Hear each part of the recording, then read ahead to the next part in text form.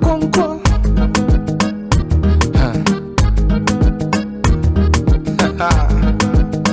Vicky Bandes.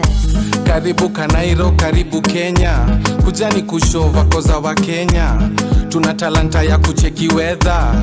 Iyo jua ni ya mvua na ni kali, niko sure. Call me Juice Man.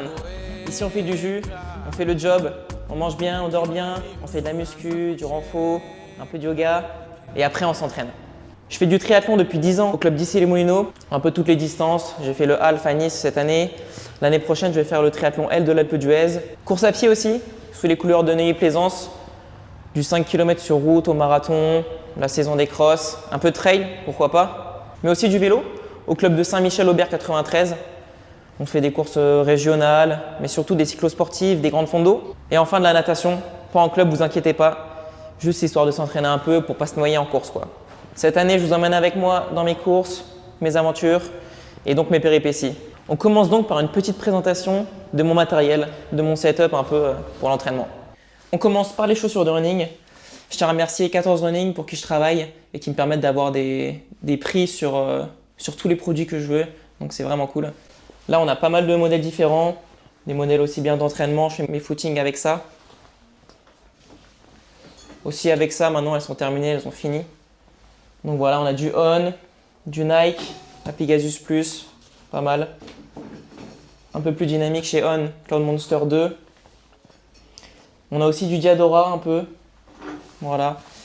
La Gara Carbone, objectivement un des meilleurs modèles carbone de compétition, si ce n'est le meilleur selon moi. Donc grazie Floriano de Diadora pour ce magnifique modèle.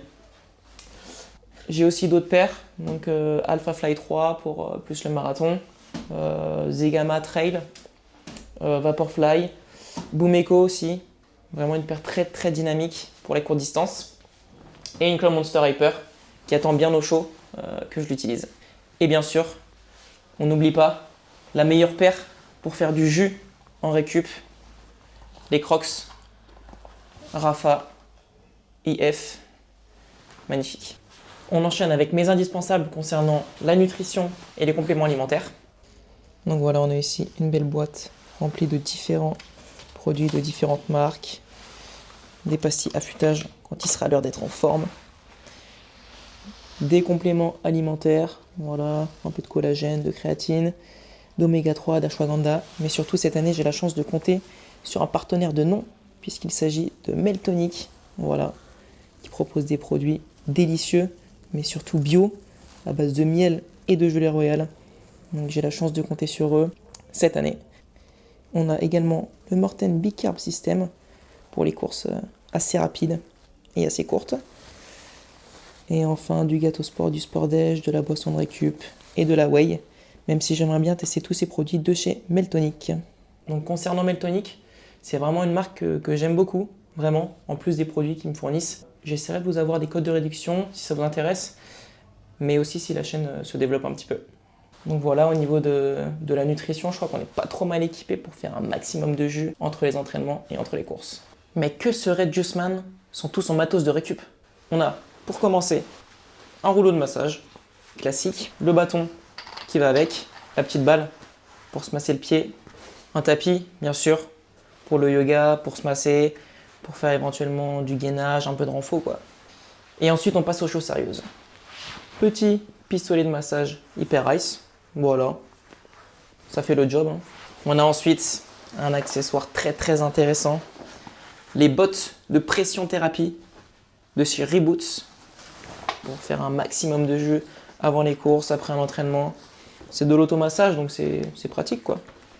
Et enfin, on a le petit Compex SP8, réathlétisation, renforcement, récupération après entraînement, voilà, c'est des électrodes, magnifiques.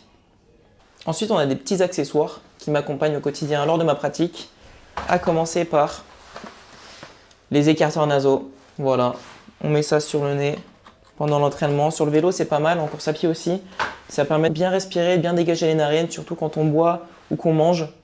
Voilà, on n'est pas en apnée, c'est cool. Ensuite, on a la Coros Pace 3 en montre, Voilà, super, c'est léger, c'est efficace, ça fait le taf. Avec le brassard cardiaque Coros, qu'on met au niveau du bras, c'est un brassard bien sûr. C'est léger, c'est moins contraignant qu'une ceinture je trouve.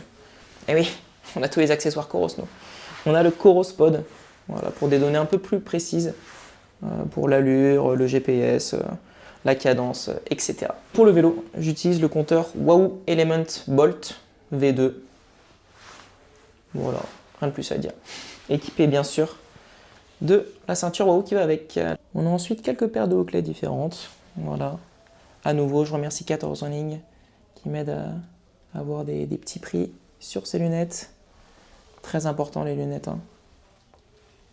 On s'approche de la fin. On passe maintenant à mon casque de vélo, le Proton Icon, d'une marque qui maîtrise plutôt bien son sujet, puisqu'il s'agit de la marque Casque. Le plus important, mon vélo, un Bianchi Specialissima 2021 qui appartenait à Cameron Meyer de l'équipe Auricarian Edge. Vélo très polyvalent, voilà, qui passe bien partout, montagne, sur le plat.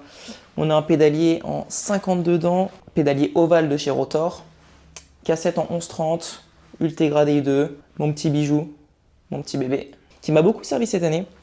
J'ai participé à de nombreuses courses avec les grandes fondos cette année, en 2024, à commencer par une grande fondo dans les Vosges, puis celle du Mont Ventoux, l'étape du Tour, et enfin la dernière que j'ai faite, c'était les championnats du monde de grande fondo au Danemark. J'avais chopé ma qualif dans les Vosges, justement.